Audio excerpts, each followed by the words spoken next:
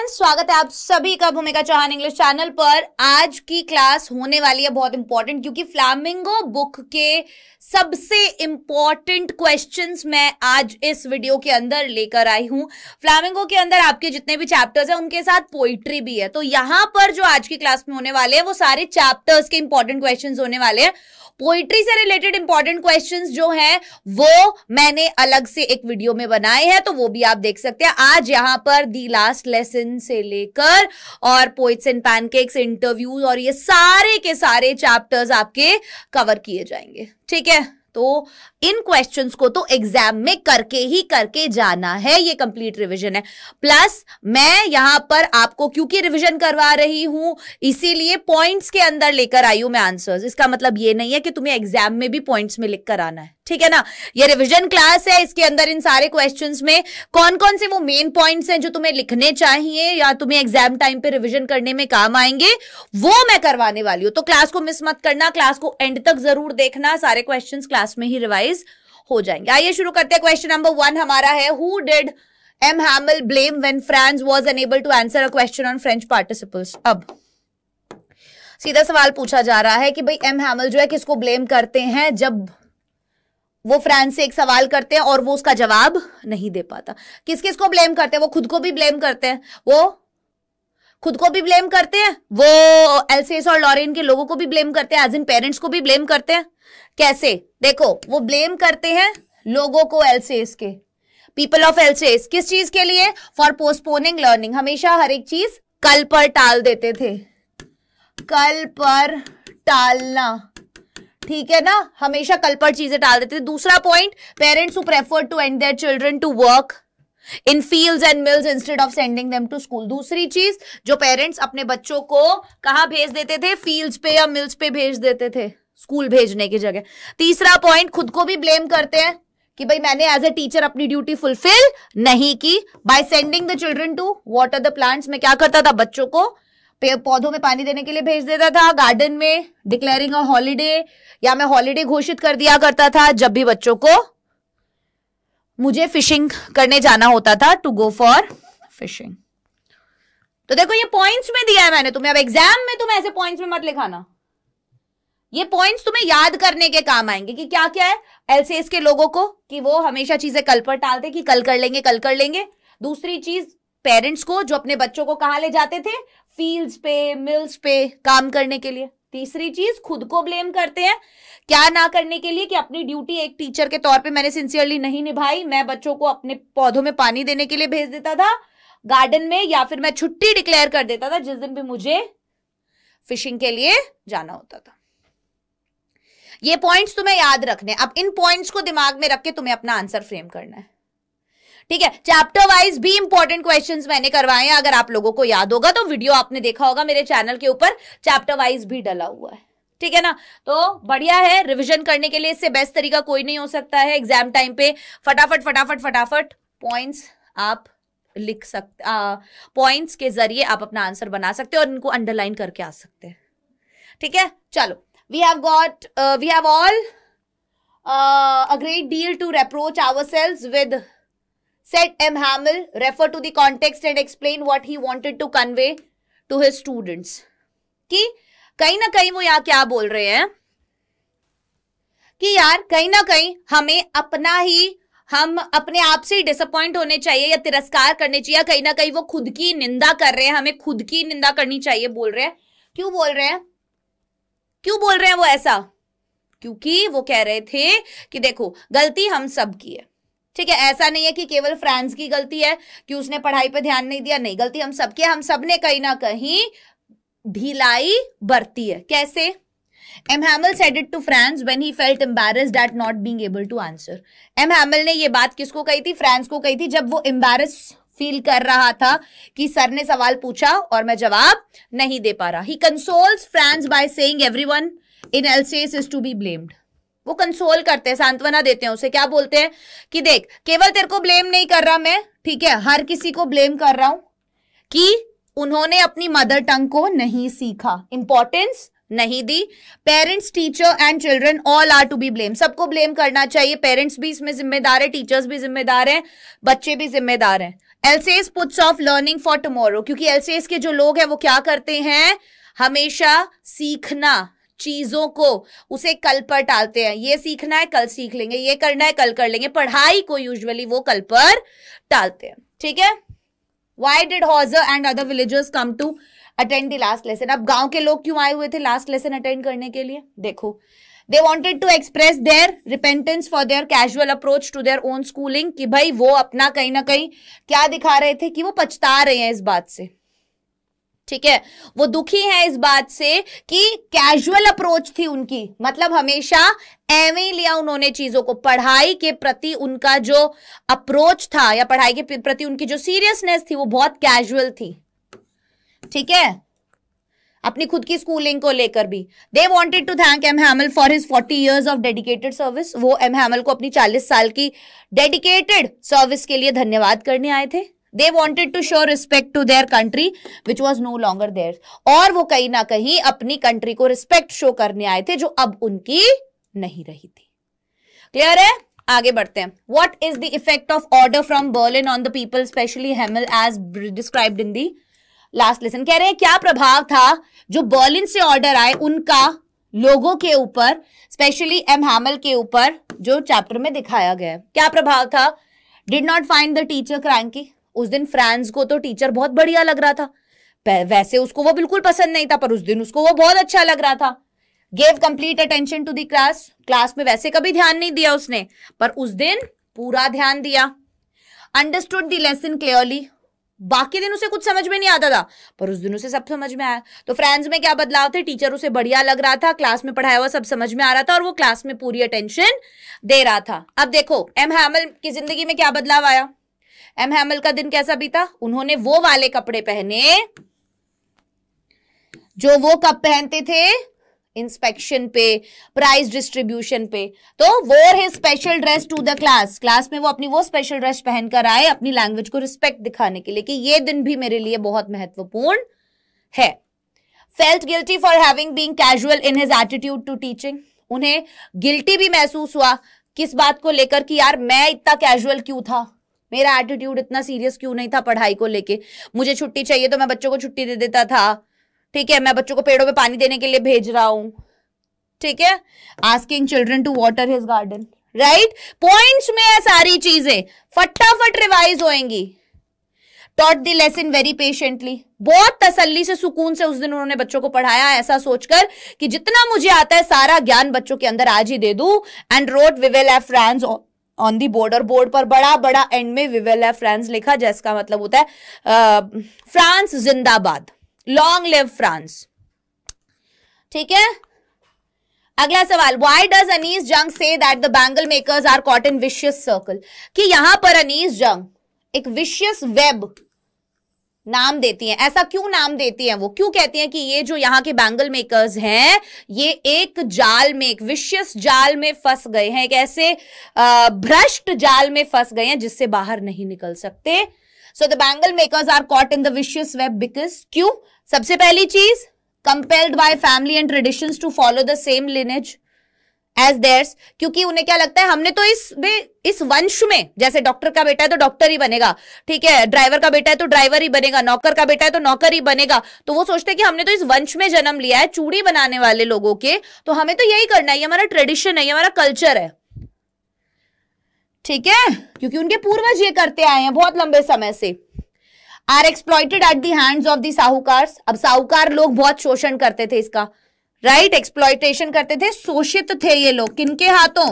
साहूकारों के हाथों, मिडिलमैन के हाथों, policeman, law makers, bureaucrats, politicians, इन सब के हाथों शोषित थे।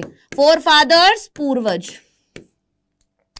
ठीक है, कंपेल्ड कहीं ना कहीं मजबूर।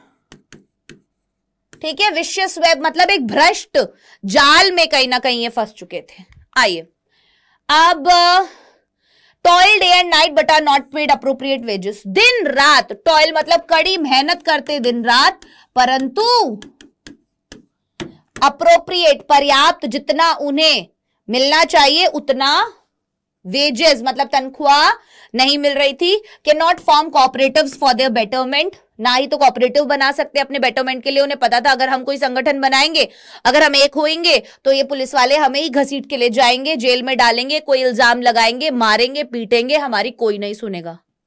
Right? And cannot dare to dream, सपने देखने की तो हिम्मत ही नहीं थी, क्योंकि बचपन से यहां पर इतनी बुरी परिस्थितियों में काम करते थे कि क्या हो जाता था, सोचने समझने की शक्ति ही खत्म हो जाती थी। जवान होने से पहले तो आंखों की रोशनी ही चली जाती थी, और इतने कम पैसे मिलते कि जिससे 2 वक्त की रोटी नहीं मिलती थी। तो जो पहला काम, अगर इंसान कोई भूखा होता है ना, तो कुछ और नहीं सोच पाता है। वो क्या सोचता है? केवल भूख खत्म करने की सोचता है। राइट? इसीलिए इन्हें इतना गरीब रखा जाता था। Mukesh is not like the others, his dreams loom like a mirage amidst the dust of streets that fill his town Firozabad. अच्छा मेरी बात सुनना, जो मैंने इन चैप्टर्स के, जैसे मैंने द लास्ट लेसन के या लॉस्ट स्प्रिंग के, जो अलग से आपको इंपॉर्टेंट क्वेश्चंस कराए हैं, ध्यान देना मेरी बात को, कि जितने भी क्वेश्चंस मैं ये आपको करवा रही हूं ये सब सेम है, ये सब वही चीजें हैं, बस इनको पूछा अलग अलग तरीके से जा रहा है। समझ रहे हो मेरी बात को? आप ये मत सोचना कि मैम ये वाला क्वेश्चन तो आप इसमें बता रहे हो, आपने उसमें तो बताया नहीं। बेटा बात सेम है, वही 4 चीजें लिख रहे हैं हम। देखो आप, वही 4 चीजें हर एक चैप्टर की जो इंपॉर्टेंट होती है, जिसके इर्द गिर्द सारी स्टोरी घूमती है, वही चीजें लिख रहे हैं। और वो जितनी बार हम प्रैक्टिस करेंगे, जितनी बार पढ़ेंगे, वो हमें दिमाग में बस जाएगी। तो एग्जाम में क्या जरूरी है? एग्जाम में जरूरी है आपका क्वेश्चन को बहुत अच्छे से समझना कि क्या पूछा गया है। द मोमेंट यू अंडरस्टैंड कि ये चीज मुझसे पूछी जा रही है, सारा काम ही वहां पर इजी हो जाएगा। ठीक है, चलो जल्दी जल्दी रिवाइज करेंगे। मुकेश बाकियों की तरह नहीं था, उसके जो सपने थे कहीं ना कहीं looms like a mirage amidst the dust of street, वो कहीं ना कहीं हम कह रहे थे कि एक भ्रम की तरह थे, जैसे मृग तृष्णा की तरह थे वो। मिराज एज इन मृग तृष्णा की तरह थे वो। मृग तृष्णा क्या होती है? आपने रेगिस्तान वगैरह में देखा होगा, दूर आपको ऐसे लगता है कि पानी है बट वहां पर पानी नहीं होता, दैट इज मृग तृष्णा। तो वो कह रहे हैं कि यहां पर फिरोजाबाद की गलियों में उसके जो ड्रीम्स थे वो भी मृग तृष्णा की तरह ही दिखाई दे रहे थे। Justify the statement in the light of contrast in the mindsets of Mukesh and people of Firozabad. तो हमें ये वाली स्टेटमेंट को जस्टिफाई करना है किस कॉन्ट्रास्ट में, कि यार मुकेश तो यहां पर मैकेनिक बनना चाहता है, पर बाकी के जो लोग हैं फिरोजाबाद के, उनका माइंडसेट बहुत अलग है मुकेश के माइंडसेट से। क्वेश्चन समझना बहुत जरूरी है। तो हमें यहां पर बेसिकली बताना है कि मुकेश के अंदर डेयरिंग थी, है ना, सपने देखने की। सबसे पहले क्या लिखेंगे? फिरोजाबाद के बारे में, डोमिनेटेड बाय बैंगल इंडस्ट्री, पूरा हब माना जाता है वो बैंगल इंडस्ट्री का। दूसरा point, most families engaged in making bangles, हर दूसरा परिवार बैंगल मेकिंग में लगा हुआ है। वर्क अराउंड फर्नेसेस, ठीक है, भट्टियों में काम करते हैं सारा दिन लोग। फिजिकली एंड मेंटली हजार्डस, ऐसी सिचुएशंस हैं जो हजार्डस, खतरनाक है बॉडी के लिए भी और दिमाग के लिए भी, ठीक है। But no one dares to do anything else, पर कोई भी कुछ भी करने के लिए तैयार नहीं है, कुछ अलग सोचने के लिए तैयार नहीं है, क्योंकि कर्जे में डूबे हुए हैं, है ना। मुकेश वहीं पर अगर हम देखेंगे, aspires to be a mechanic, Mukesh क्या बनना चाहता है? मैकेनिक बनना चाहता है। अनलाइक हिज पेयर्स, अपने आसपास के लोगों, अपने माता पिता की तरह नहीं। डेयर्स टू ड्रीम, ताकत रखता है सपने देखने की, हिम्मत रखता है, right. Determine to walk to a garage, बोले अगर यहां पास में तो कोई गराज है नहीं, बोला मैं चल के चला जाऊंगा, दूर है, मैं ड्राइव करना चाहता हूं, सीखना चाहता हूं। His passion would help him break away from tradition and achieve his goal. तो कहीं ना कहीं उसका पैशन जो है वो ये सालों से चलती हुई परंपरा को तोड़ेगा और वो अपना गोल अचीव करेगा, राइट। तो ये पॉइंट्स बता रही हूं अलग अलग, देखो ध्यान रखो। जैसे dares to dream, aspires to be a mechanic, unlike his peers, कि भाई अपने पियर्स जैसा नहीं, अपने माता पिता, अपने भाई बहन, अपने आसपास के लोगों जैसा नहीं है, कहीं ना कहीं डिटर्मिन्ड है, अपने पैशनेट है अपने गोल को लेके, तो वो तभी वो ट्रेडिशन तोड़ पाएगा, ठीक है। अब ये तो खुद लिख सकते हो या नहीं लिख सकते हो? लिख सकते हो ना, हाँ, कोशिश करो लिखने की, कोशिश करोगे तभी तो सीखोगे। क्वेश्चंस मैंने वैसे भी बताए हुए हैं, पॉइंट्स अगर याद रहेंगे तो इजी हो जाएगा, है ना। चलो, अच्छा, इसका टेलीग्राम है मेरा, भूमिका चौहान नाम से, भूमिका चौहान नाम से टेलीग्राम है, वहां पर आपको इसका PDF मिल जाएगा, ठीक है, do the poor have the right to dream, why then does then the author call Mukesh's dream a mirage? Why does the author call Mukesh's dreams a mirage? Mukesh के सपने को ऑथर मिराज क्यों कह रहा है? मृग तृष्णा क्यों कह रहा है? वहम क्यों कह रहा है? क्यों कह रहा है? क्या गरीब लोग जो हैं उनके पास ये अधिकार है सपने देखने का? है क्या? वो क्यों उसके सपने को मृग तृष्णा कह रहे हैं? देखो, everyone has the right to dream, हर एक इंसान को सपने देखने का अधिकार होता है। Even Mukesh, in spite of the challenges of life, Mukesh के पास भी है ये अधिकार। किस चीज का? सपने देखने का। But his dream is like a mirage, पर उसका ड्रीम कैसा है? मृग तृष्णा, मिराज जैसा। Mukesh belong to marginalised family. अब मुकेश एक बहुत ही गरीब परिवार से बिलोंग करता है, तो यहाँ पे इतना बड़ा वर्ड लिखने की जगह तुम लिख लो पुअर फैमिली, सिंपल कर लो इसको। Dislike the profession of bangle making, अब उसे ये बैंगल मेकिंग का प्रोफेशन पसंद नहीं था। Wanted to become a motor mechanic, क्या बनना चाहता था? मोटर मैकेनिक बनना चाहता था। He lives in such poor conditions that it is impossible for him to learn to drive a car, और वो रहता था इतनी बुरी कंडीशंस में कि it is impossible, वो उसके लिए नामुमकिन था to learn to drive a car, कि वो गाड़ी चलाना सीखे। गाड़ी चलाना सीखने के लिए गाड़ी होनी चाहिए, है ना? Bound by the tradition family of working in the bangle industry, अब कहीं ना कहीं बंधा हुआ है कि सारा परिवार उधर काम करता है, यही काम करता है, आसपास के लोग यही काम करते हैं, इसके अलावा कोई ऑप्शन ही नहीं है, right? Working for years in those bangle making mills will make him blind, और इतने सालों काम करना ऐसी मिल्स में कहीं ना कहीं उसे अंधा कर देगा, राइट? वो बहुत हानिकारक होते हैं क्योंकि वो पॉलिश करते हैं ग्लास को, उसका जो डस्ट होता है वो आंखों को नुकसान पहुंचाता है, ठीक है? तो अभी मेरी बात को सभी बच्चे बहुत ध्यान से सुनते हुए ये करेंगे कि इन पॉइंट्स को बार बार, अब ऐसा तो नहीं था इसमें मैंने तुम्हें कुछ नया बताया था क्या? इसके अंदर कुछ भी ऐसा जो मैंने तुम्हें नया बताया जो तुम्हें पहले से नहीं पता था? Not equipped to break out of the vicious circle of politicians, middleman. Not equipped मतलब कुछ है ही नहीं ना। इंसान का काबू सच्चा हो, कुछ हो इंसान के पास, सपोर्ट हो, बैकअप हो, पैसा हो, कुछ तो हो, तो वो इक्विप्ड तो है ही नहीं, वो चीजें तो है ही नहीं, वो रिसोर्सेज तो है ही नहीं कि वो इस जाल से बाहर निकल सके, इन पॉलिटिशियंस, मिडलमैन, लॉ मेकर्स, इनके जाल से बाहर निकल सके, right? So the dream is compared to a mirage hallucination, तो वो बेसिकली उसके इस ड्रीम को हेल्यूसिनेशन कह रहे हैं, मिराज कह रहे हैं, मृग तृष्णा कह रहे हैं। क्यों? क्योंकि कोई सपोर्ट ही नहीं है, ना माँ बाप का, ना सरकार का, ना दोस्तों का, कोई रिसोर्सेज ही नहीं, कोई जरिया ही नहीं है उससे निकलने का। इतने बुरे चक्र में फंसाया हुआ है इन लोगों ने। और ये क्यों फंसाया हुआ है? क्योंकि इन लोगों का क्या मानना होता है कि अगर ये लोग ऊपर उठ गए तो काम कौन करेगा, इसलिए कभी इन्हें ऊपर उठने ही नहीं दिया जाता। इसीलिए इतने कम वेजेस पर इन्हें रखा जाता है और काम करवाया जाता है, और इन्हें इतने भारी इंटरेस्ट रेट पर पैसे दिए जाते हैं, ठीक है? What makes Mukesh different from other boys of his age? What makes Mukesh different from other boys of his age? अब उसकी उम्र के जो बच्चे हैं, मुकेश की उम्र के बच्चे, कैसे मुकेश उन बच्चों से अलग है? ऑब्वियसली अलग है। मुकेश एम्बिशियस है, पहला point. Not interested in bangle making, bangle making में इंटरेस्टेड नहीं है, दूसरा point. Wants to become a motor mechanic, तीसरा पॉइंट, एक मोटर मैकेनिक बनना चाहता है। चौथा पॉइंट, कार ड्राइव करना चाहते हैं। जबकि बाकी के जो बच्चे या बाकी के जो लोग हैं वहां पर ऐसा कोई एम्बिशियस बंदा दिखाई नहीं देता, ठीक है?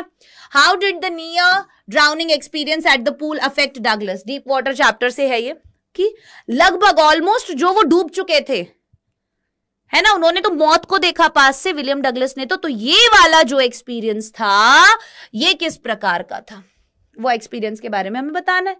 अब पता है आप लोगों को लिखना कैसे, क्या क्या पॉइंट्स होंगे, देखो। फेल्ट वीक, पहला पॉइंट, कमजोर महसूस कर रहे थे। ट्रेम्बलिंग, ट्रेम्बलिंग मतलब कांपना, कांप रहे थे जब वो घर गए, ठीक है?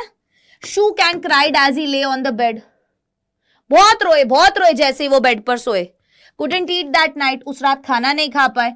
Haunting fear gripped him for days, और ये भयंकर डर कहीं ना कहीं उन्हें डराता रहा कई दिनों तक, जकड़े रहा। स्लाइटेस्ट एक्सर्शन टायर्ड हिम, थोड़ी सी कोई प्रॉब्लम हो जाती, थोड़ा सा कोई ज्यादा कुछ करना पड़ जाता या एक्सर्शन होता, उनको थक जाते थे वो।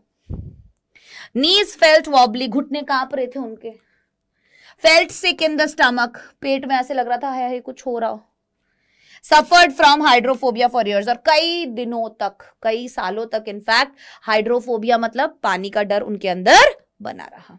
ठीक है, चलो। The childhood experience of terror of Douglas made him stronger and more determined. अब ये जो childhood experience था, बचपन का जो experience था डर का, terror का, डगलस का, made him stronger and more determined. उसने इन्हें और stronger और determined बना दिया था क्या? Elucidate the above statement supporting it with evidences from the text. तो वो कह रहे हैं हमें ये वाली जो ऊपर वाली statement है ना, ये बतानी है evidence लेते हुए, मतलब क्यों हम कहते हैं कि ये statement सही है या गलत है टाइप्स। ठीक है, बचपन के डर ने। तो देखो एक्सपीरियंस जो हुआ था उन्हें कैलिफोर्निया बीच पर, उन्होंने कहीं ना कहीं पानी का एक एवर्जन, मतलब अब वो पानी से दूर रहते थे, पानी के नजदीक नहीं जाना चाहते थे। ठीक है, एक एवर्जन क्रिएट कर दिया था। ये वर्ड्स याद रखो, ये लिखना अपने आंसर्स में कि aversion of water in Douglas, कि पानी से दूरी कहीं ना कहीं उनको हो गई थी, पानी से डर लगने लगा था। Misadventure at YMCA pool because of 18 years old। YMCA pool में क्या हुआ था, 18 साल की उम्र में के लड़के ने उन्हें पूल में डाल दिया था, वहां पर डेवलप्ड फियर, कहीं ना कहीं डर उनके अंदर आया, and terror of water in him, पानी का डर उनके अंदर बस गया था इस वाले इंसिडेंट के बाद। जब उसे पानी में गिराया, स्वैलोड वाटर, अंदर पानी चला गया, पैरों ने काम करना बंद कर दिया, लेग्स पैरालाइज्ड, हेड थ्रॉब्ड, दिमाग सुन्न हो गया, felt terror that knew no understanding, ऐसा डर उन्हें लगा, ऐसा डर उन्हें लगा जो समझ नहीं सकता कोई भी, अगर किसी ने वो डर महसूस नहीं किया तो। Right, so could not go near water for years. तो ये रीजन था कि बचपन के ये दो ऐसे इंसिडेंट हुए जिनकी वजह से वो कभी जा ही नहीं पाए। तो हमने क्या किया, सारी चीजें चैप्टर में से बताई कि कैलिफोर्निया बीच पे ये हुआ था, YMCA पे ये हुआ था, उसके बाद उनको ऐसा ऐसा फील हुआ। ठीक है, बट गैदर्ड करेज अगेन, पर उन्होंने फिर से साहस बांधा, as was deprived of canoeing, fishing and swimming. क्यों? क्योंकि उन्हें लगा मैं कोई भी वाटर स्पोर्ट्स या कोई भी वाटर एक्टिविटी इंजॉय नहीं कर पा रहा हूं, ना फिशिंग कर पा रहा हूं, ना कैनोइंग कर पा रहा हूं, ना बोटिंग कर पा रहा हूं। Hired N instructor and learn swimming. तो उन्होंने क्या डिसाइड किया कि मैं अभी एक हायर करूंगा इंस्ट्रक्टर और स्विमिंग सीखूंगा। Terror returned every time he puts his head in water, हर बार डर वापस आता जब भी वो पानी के अंदर अपना सर डालते, पर उन्होंने गिव अप नहीं किया। After learning from instructor, tested himself alone in pool. अब उन्होंने इंस्ट्रक्टर से सीखा, फिर खुद अकेले प्रैक्टिस की कि ये पूल, अभी तक तो इंस्ट्रक्टर बैठा हुआ है तो इसलिए क्या पता क्या हो रहा हो, मुझे डर ना लग रहा हो, पर अगर कल को ये इंस्ट्रक्टर नहीं रहेगा तो क्या तब मैं कर पाऊंगा। Then went to fresh waters to do away with residual doubts। फिर उनके पास जो बचे कुचे डाउट्स थे दिमाग में कि यार अच्छा चलो अभी तो पूल है, अगर मैं किसी नदी वदी में तैरता हूं तो क्या होता है, तो क्या मेरा डर वापस आता है। Fought with his terror all through with determination and strength। तो वो कहीं ना कहीं अपने इस टेरर से लड़े पूरी डिटर्मिनेशन और पूरी स्ट्रेंथ के साथ। राइट, चलो आगे बढ़ते हैं। Mention any 2 long term consequences of drowning incident of Douglas, कि ये जो ड्राउनिंग, डूबने वाला इंसिडेंट हुआ था डगलस के साथ, कोई 2 लॉन्ग टर्म कॉन्सिक्वेंस बताओ, कि कोई 2 ऐसे परिणाम जो इस एक्सपीरियंस की वजह से उनकी जिंदगी में रहे। पहला, जिंदगी भर पानी से डरते रहे, सफर्ड फियर ऑफ वाटर। दूसरा, could not enjoy canoeing, fishing, swimming. ठीक है, वाटर स्पोर्ट्स कोई भी एंजॉय नहीं कर पा रहे थे। ठीक है, which first incident in Douglas childhood filled him with fear of water. कौन सा पहला इंसिडेंट था डगलस की जिंदगी में जिसने उन्हें पानी के डर से भर दिया था? कैलिफोर्निया बीच वाला जो उनके फादर साहब के साथ हुआ था। डगलस 3 or 4 years old, 3 या 4 साल के थे। Stood with father on California beach, पापा के साथ कैलिफोर्निया बीच पर खड़े थे। वेव्स नॉक्ड हिम डाउन, एकदम से लहर आई जिसकी वजह से वो पानी में लुढ़क गए, लहर उनके ऊपर से चली गई जिससे उन्हें डर लगा। बैरिड इन वाटर, बैरिड मतलब डूब गए थे कहीं ना कहीं पानी में। ठीक है, और सांस नहीं आई और उस समय डर गए थे। छोटे तो थे, 3-4 साल का बच्चा ऑब्वियसली डर ही जाता है, तो वो बचपन का कहीं ना कहीं एक डर तो उनके दिमाग में रह गया था। What is your impression of Douglas swimming instructor? तुम्हारे ऊपर क्या इंप्रेशन पड़ता है डगलस का जो स्विमिंग इंस्ट्रक्टर था उसका? देखो, डगलस का जो इंस्ट्रक्टर था बहुत पेशेंट था, ठीक है, एक्सपर्ट स्विमर था और टीचर था, साइंटिफिक अप्रोच का इस्तेमाल कर रहा था, कभी रस्सी बांध के कभी कैसे उसको सिखाने के लिए, able to instil confidence in Douglas, और कहीं ना कहीं वो डगलस के अंदर उस कॉन्फिडेंस को डेवलप करने में क्या रहा था? बोलो, कुछ तो बोलो, क्या रहा था? सक्सेसफुल। ठीक है, अगला है रैट ट्रैप चैप्टर से, what was the content of the letter written by peddler to Edla? Peddler ने जो एडला को लेटर लिखा उसके अंदर क्या लिखा था? क्या लिखा था भाई? The peddler had written that since Edla had treated him like a captain, कि भाई तुमने मुझे कैप्टन की तरह ट्रीट किया, इसलिए he wanted to be nice to her in return, तो मैं भी तुम्हारे साथ कैप्टन की तरह ही बिहेव करूंगा, मैं भी नाइसली बिहेव करूंगा। लोग मेरे साथ बुरा व्यवहार करते हैं इसीलिए मैं उनके बारे में बुरा सोचता हूं। पर ऐसा क्रॉफ्टर वाले केस में नहीं हुआ। क्रॉफ्टर ने तो उसे कितने प्यार से रखा था, फिर भी उसने उसको धोखा दिया, है ना? Didn't want her to be embarrassed at Christmas by a thief. वो नहीं चाहता था कि एक चोर की वजह से तुम्हें embarrassment हो क्रिसमस पे। Had requested her to return back the crofter's money that he had stolen, और उसको बोला कि ये लो पैसा क्रॉफ्टर का और ये भी उसको वापस कर देना। ठीक है, so the rat trap was a Christmas present. rat trap जो था वो एक Christmas present था from a rat who would have been caught in the world's rat trap. एक रैट की तरफ से, अब खुद को रैट बोल रहा है वो, कि एक रैट की तरफ से समझ लो कि एक क्रिसमस प्रेजेंट था जो फंसने वाला था इस दुनिया रूपी जाल में।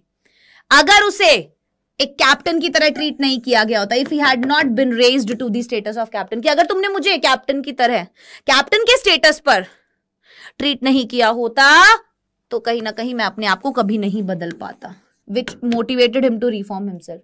उसी चीज ने कहीं ना कहीं उसे क्या किया? मोटिवेशन दिया। किस चीज का? अपने आप को रिफॉर्म, बदलने का। राइट, चलिए अगला सवाल। Why was Edla happy to see the gift left by peddler? एडला खुश क्यों थी जो गिफ्ट पेडलर छोड़ के गया उसके लिए?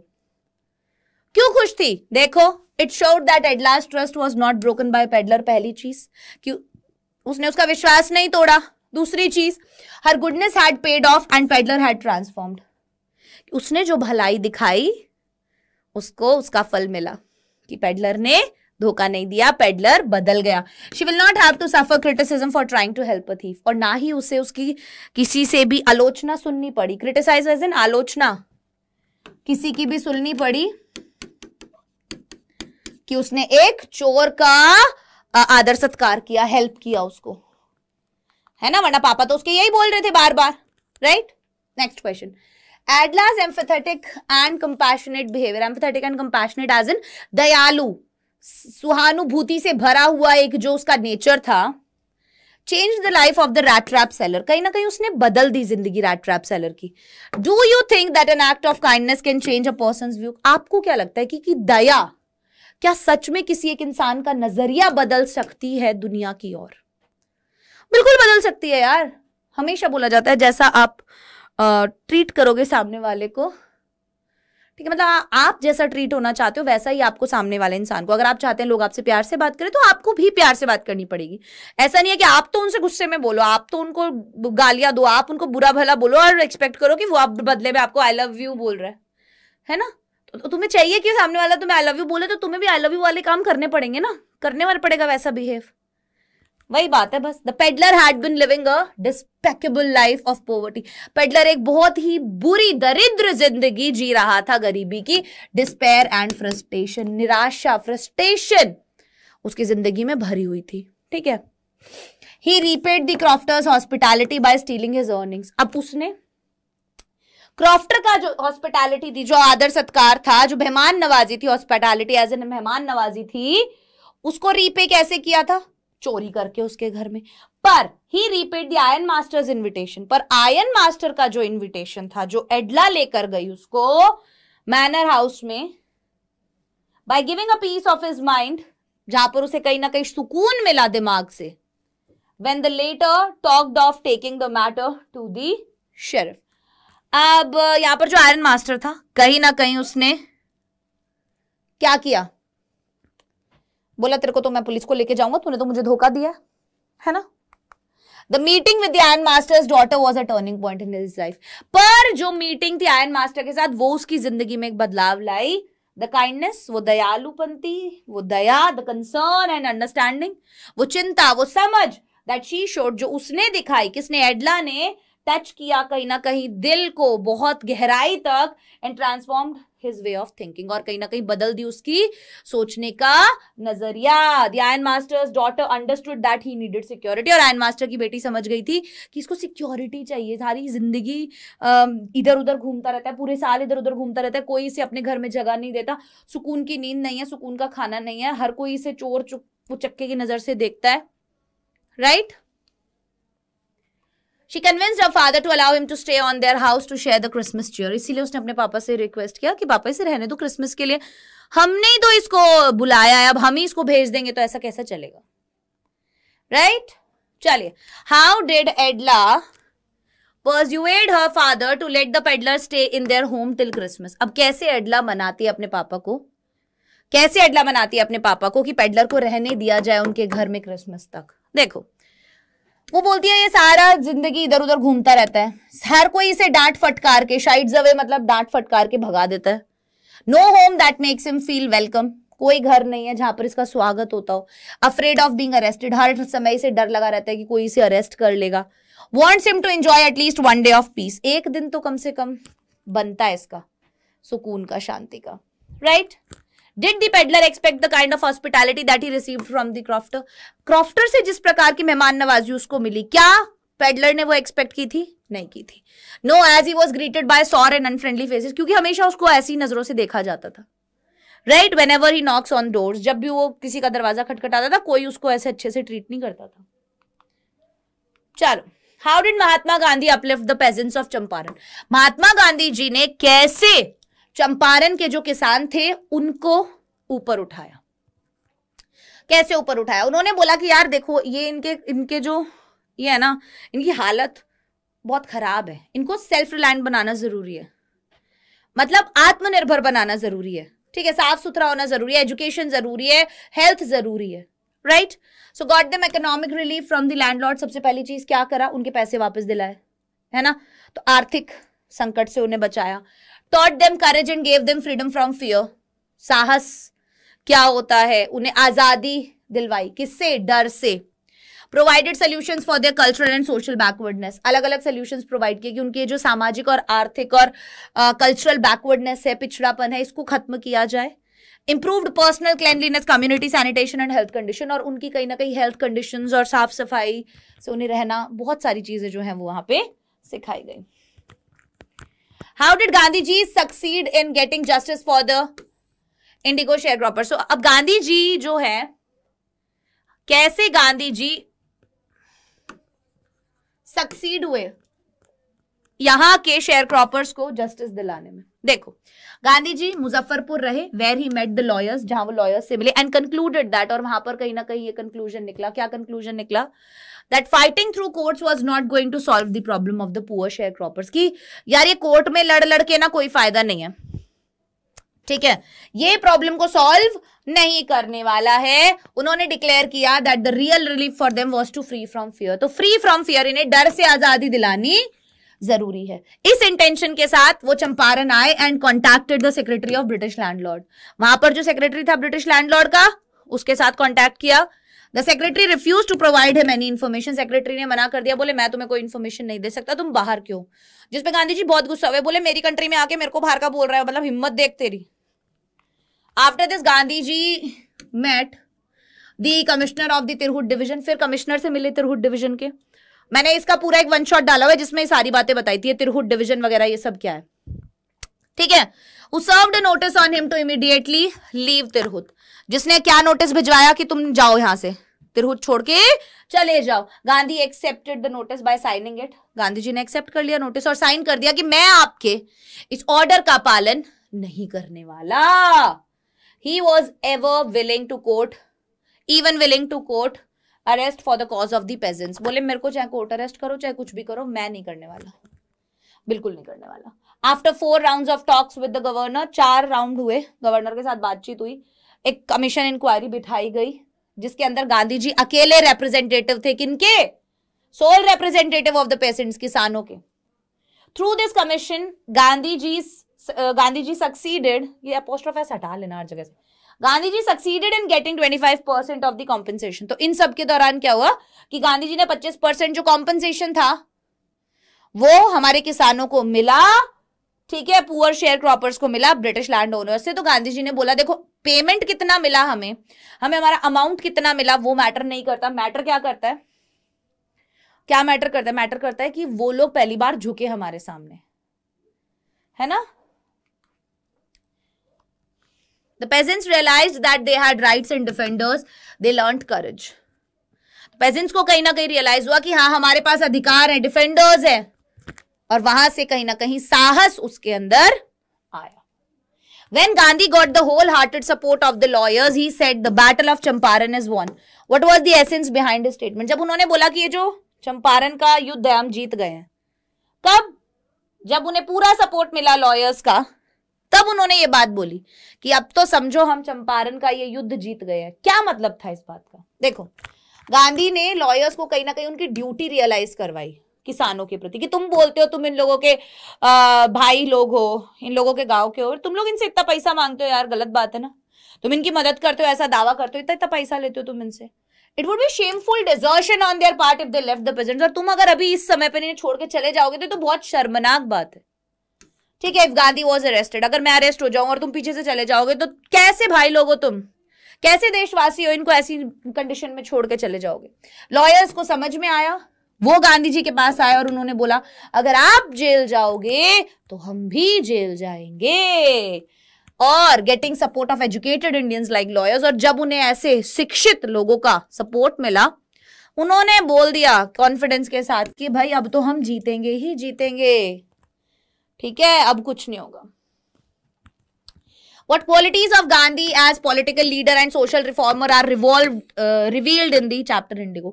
कि भाई गांधी जी की कौन सी क्वालिटीज एक लीडर के तौर पे या एक समाज सुधारक के तौर पर हमें इस चैप्टर के अंदर देखने के लिए मिली। देखो Gandhi as a political leader, sympathetic, political leader पे देखे हम तो सिंपैथेटिक थे, agreed to fight for indigo farmers के लिए लड़ने के लिए रेडी थे, courageous, refused to furnish bail, बहुत करेजियस थे, उन्होंने मना कर दिया, बोले मैं नहीं डाल रहा बेल वगैरह, आज ही होगा डिसीजन जो भी लिया जाएगा।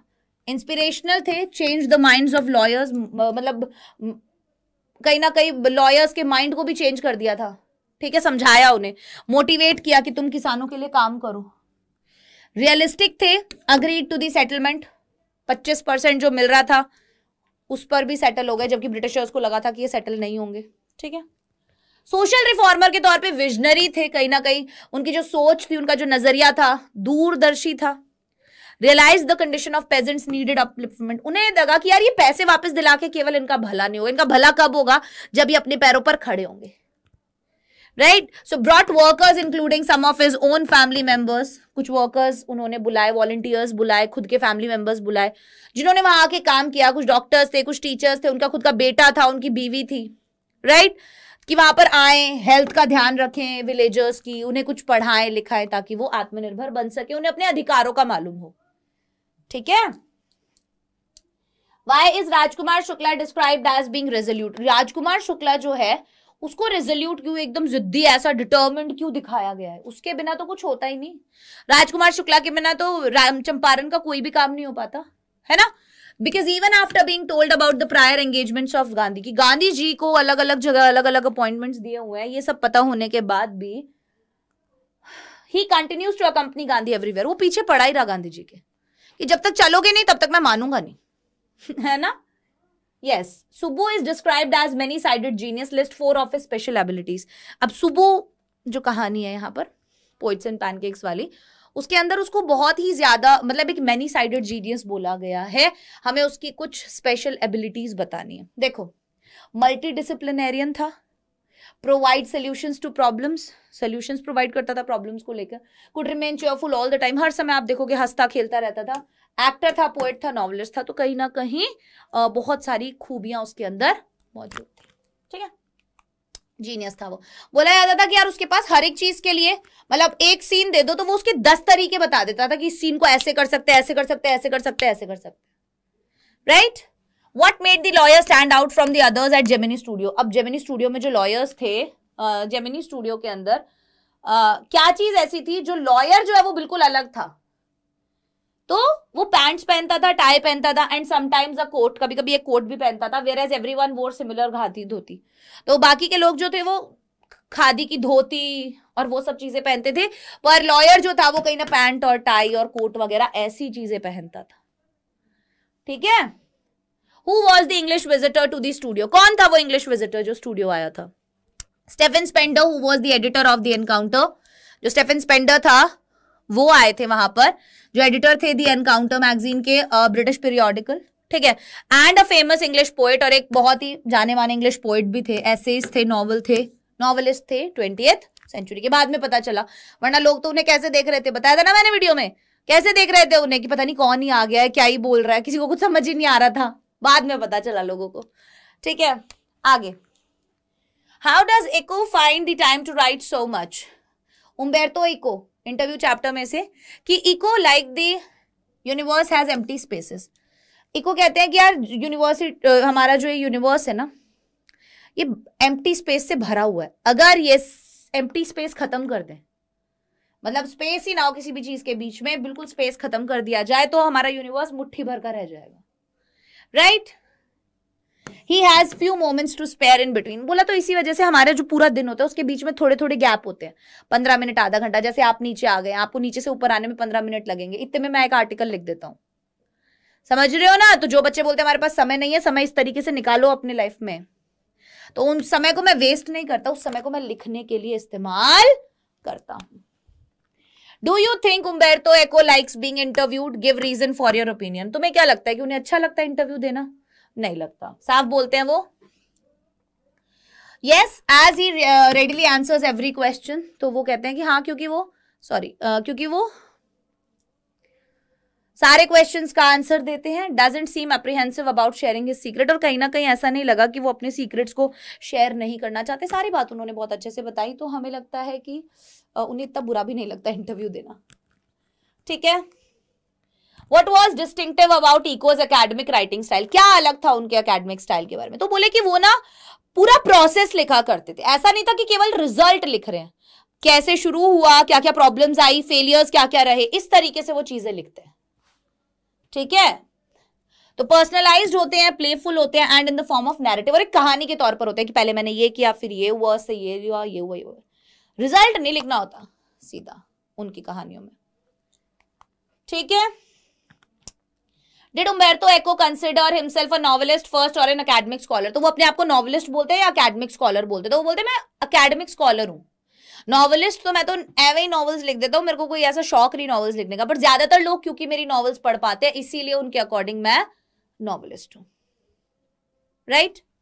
Eco considers himself an academic scholar, मानते हैं वैसे वो नॉवलिस्ट की जगह। Wrote more scholarly articles as compare to novels, ज्यादातर उन्होंने स्कॉलरली आर्टिकल्स लिखे हैं नॉवेल्स के कंपैरिजन में।